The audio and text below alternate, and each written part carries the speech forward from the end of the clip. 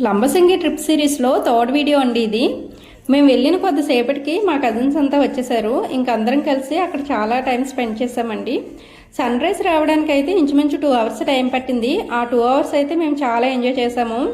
చాలా పిక్స్ దిగాము, వీడియోస్ తీసాము, బోల్డెన్ కబుర్లు కూడా చెప్పుకున్నామండి.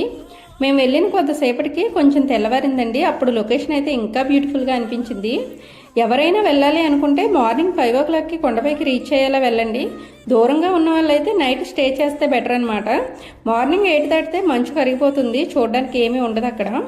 నైట్ వైబ్స్ అయితే ఇంకా చాలా బాగుంటాయని మా బ్రదర్స్ అంటున్నారు. ఈసారి వెళ్ళినప్పుడు ప్రాపర్గా ప్లాన్ చేసుకొని వెళ్ళాలనుకుంటున్నాము. ఆ కొండల చాటు నుండి వస్తున్న సూర్యుని చూస్తుంటే తిరుపతిలో వెంకటేశ్వర స్వామిని చూసినంత సంతోషంగా అనిపించిందండి. ఎందుకంటే ఆ సూర్యభగవానుడి దర్శనం కోసం ఇంచుమించు 2 అవర్స్ నుండి ఎదురు చూస్తున్నాం కదా. ఇంకా సన్ రైజ్ వచ్చిన తర్వాత అందరం చలోమని తిరిగి ప్రయాణం అయ్యాము.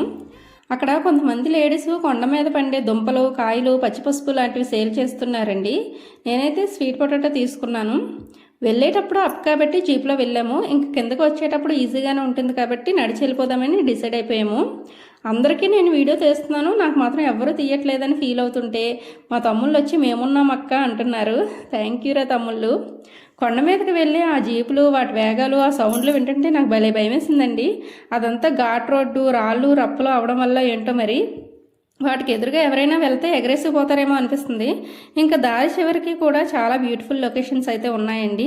దేవుడు సృష్టించిన ప్రకృతిలో అనువనువు అందమైందే కదా, అందుకే అన్నారేమో శ్రీశ్రీ గారు, అగ్గిపుల్ల, కుక్కపిల్ల, సబ్బువిల్ల కాదేది కవితకు అనర్హం అని. అయితే ఈ లంబసింగి సిరీస్లో ఇంకొన్ని వీడియోస్ అయితే నేను అప్లోడ్ చేయాలనుకుంటున్నానండి. ఈ వీడియో కనుక మీకు నచ్చితే లైక్ చేయండి, షేర్ చేయండి.